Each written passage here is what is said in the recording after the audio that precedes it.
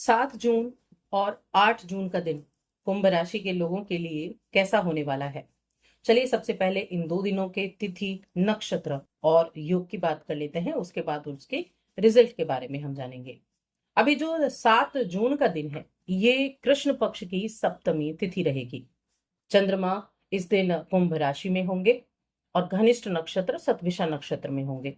इससे विषकुंभ नाम का योग बनने वाला है और साथ में द्विपुष्कर योग, रवि योग भी बनने वाला है।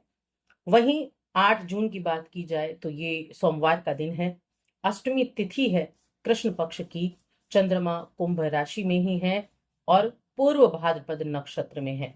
इससे जो योग बन रहा है वो विषकुंभ नाम का योग, प्रीति नाम का योग और साथ में रवि योग भी बन रहा है। इसके साथ एक और परिवर्तन है इस दिन, वो है सूर्य के नक्षत्र का। सूर्य जो है रोहिणी नक्षत्र से मृगशिरा नक्षत्र में प्रवेश कर जाएंगे। अब इन ग्रहों का, इन नक्षत्रों का प्रभाव जो है वो कैसे आपकी दिनचर्या को प्रभावित करेगा, क्या चीजें आपके लिए अच्छी रहेंगी, किन चीजों में सावधानी रखनी होगी, चलिए विस्तार से जान लेते हैं। एक छोटा सा निवेदन है, चैनल पर पहली बार आए हैं, अभी तक चैनल को सब्सक्राइब नहीं किया है तो जरूर कर लें। तो देखिए, दोनों दिनों की मैं एक साथ बात करूंगी क्योंकि दोनों ही दिन जो है चंद्रमा वो यहाँ कुंभ राशि में विराजमान है, यानी कि आपकी राशि में राहु के साथ युति कर रहे हैं। अब क्या रहेगा, सबसे पहले तो हेल्थ का आपको ध्यान रखना है। देखिए, चंद्रमा राहु के साथ होते हैं तो दो चीजें होती हैं। पहला तो है कि राहु विस्तार करती हैं और चंद्रमा मन है, तो या तो आपका मन बहुत ज्यादा एकदम एनर्जेटिक रहेगा, बहुत सारी सोच आपके अंदर होगी, थॉट्स आपके अंदर होंगे, या मन इतना डिस्टर्ब रहेगा कि आप कुछ कर ही ना पाए, या फिर मन उतना डिस्टर्ब रहेगा। तो इसीलिए सबसे पहले क्या करना है, अपनी जो है हेल्थ का थोड़ा सा ध्यान रखेंगे। खासतौर से मेंटली ज्यादा ध्यान रखेंगे, छोटी छोटी चीजों पर ध्यान ना देकर छोटी छोटी चीजों को आपको अवॉइड करना होगा।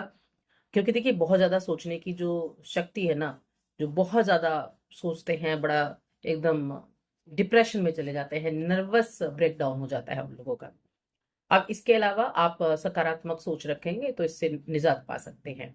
अब यहाँ कुछ चीजें ऐसी हैं जो बड़ी जबरदस्त होने वाली हैं, जैसे कि आपके पास अचानक से पैसा आने वाला है।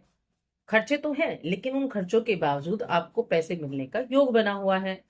आप जो ये जो समय चल रहा है ना, इन 2 दिनों में, यहाँ इन 2 दिनों में आप अपने भविष्य के बारे में ज्यादा सोचेंगे।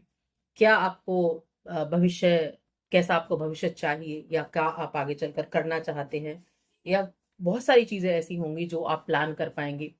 और जब आपको लगेगा कि कुछ चीजें ऐसी हैं जो सही दिशा में आगे बढ़ रही हैं, तो उनको देखकर आपको खुशी भी होगी। संघर्ष कर रहे लोगों को ये 2 दिन थोड़ा ऐसे लगेंगे कि जैसे वेकअप कॉल के रूप में आपको उपयोग करने चाहिए।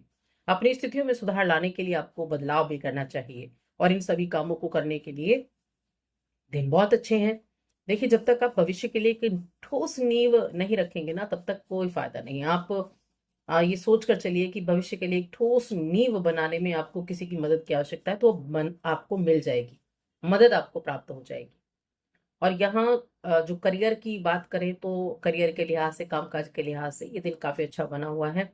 जिन योजनाओं पर आप मेहनत कर रहे हैं उनसे आपको लाभ भी मिलेगा। कुल मिलाकर आपका करियर सही दिशा में आगे बढ़ेगा। इसलिए आपको अपने लक्ष्य को आगे बढ़ते देखना है। लोग आप पर नजर रखे हुए हैं और समय आने पर आपको इसका प्रतिफल भी मिलेगा, आपको उसका परिणाम भी मिलेगा। लोगों की नजरों में कैसे आप ऊपर उठ सकते हैं ये भी आपको पता है। कोई आपका लंबित पड़ा व्यवसाय जो लेन देन होने के लिए पड़ा हुआ था, वो आपका फाइनल हो सकता है और नए व्यवसाय के रास्ते भी खुलेंगे। क्योंकि राहु विस्तार करने वाला ग्रह है और छठे घर का स्वामी चंद्रमा है, जो कि राहु के साथ बैठा हुआ है। तो या तो विचार ऐसे बदलेंगे कि चीजों को काम करने का नजरिया ही बदल जाएगा, आपके विचार ही बदल जाएंगे। और जॉब करने के लिए भी, खास तौर से साथ में बिजनेस करने वाले लोगों के लिए भी यहाँ चीजें जो है बदलती हुई दिखाई देंगी। वरना अगर ये चीजें नहीं हुई तो फिर आप अगर नेगेटिव बहुत ज्यादा व्यक्ति हैं तो नेगेटिव थॉट्स के जरिए आप अपने आप को बेकार भी कर सकते हैं। नए संपर्क और व्यावसायिक रिश्तों को बढ़ाएं। ये रिश्ते और नए व्यावसायिक संपर्क ये आपके दिन को बना देंगे। ये समय रचनात्मक कार्य करने के लिए भी काफी अच्छा बना हुआ है कि कुछ ना कुछ आप रचनात्मक काम भी करेंगे। इसके अलावा एक और परिवर्तन 8 जून के दिन होगा, जो कि शुक्रदेव का होगा। छठे भाव में शुक्रदेव भी पहुंच जाएंगे। अब यहाँ गजलक्ष्मी योग तो बन जाएगा, लेकिन उसका प्रभाव जो है वो आपको देखने को मिलेगा। इस दौरान कुछ शाम का जो वक्त रहेगा ना, वो ज्यादा अच्छे दिखाई दे रहे हैं दोनों। हंसी खुशी भरे वक्त बच्चों के साथ बिताने के लिए, अपनों के साथ बिताने के लिए। और इस राशि के जो स्टूडेंट्स हैं उनकी अगर मैं बात करूं, तो ये समय हो सकता है कि आपको अपनी पढ़ाई में मन लगाने में दिक्कतें आए। तो आप अपना कीमती समय दोस्तों के चक्कर में बर्बाद कर सकते हैं, जो आपको बिल्कुल नहीं करना है। इस चीज को ध्यान रखें। देखिए, समय आपके हाथ में है, आप उसको किसी भी तरह यूटिलाइज कर सकते हैं। आप चाहे तो उसे बेकार की बातों में बर्बाद करें, आप चाहें तो उसका यूटिलाइजेशन इतना अच्छा करें कि वो चीजें आपको हमेशा याद रहें कि हाँ, आपने उस समय का सही से इस्तेमाल किया। इसीलिए चीजें आपके हाथ में होती हैं। आपका ये आप देखते हैं कि आपको उन चीजों को किस दिशा में मोड़ना है, यानी समय को किस दिशा में मोड़ना है। तो इसीलिए ध्यान रखें इस चीज का। रिश्तों की बात करें तो पारिवारिक जीवन ठीक ठाक है इस दौरान। और प्रेम जीवन की बात करें तो आप हो सकता है कि अपना वक्त अपने जिनको प्रेम करते हैं उनके साथ बिताएं, उन्हें कोई प्यारा सा सरप्राइज देने की योजना बनाएं और दिन को खूबसूरत दिन में तब्दील करने के बारे में सोचें। वही हम जीवन साथी के साथ आपके दिन की बात करें तो ये समय काफी अच्छा रहेगा, खास बनेगा। यदि आपसे कोई बात करना चाहे, आपका मूड बात करने का ना हो, तो भी आप शांति से चीजों को समझेंगे और अपने पार्टनर की बातों को समझने का पूरा प्रयास करेंगे। यानी कहीं ना कहीं मन में ये भाव रहेगा कि क्यों ना मैं एकदम शांत रहकर बातें सुनूं। ये आपका सोच विचार जरूर रहने वाला है।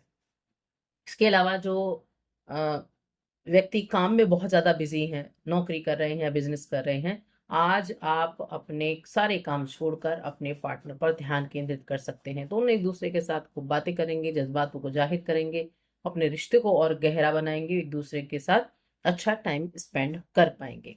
तो ये चीजें रहेंगी।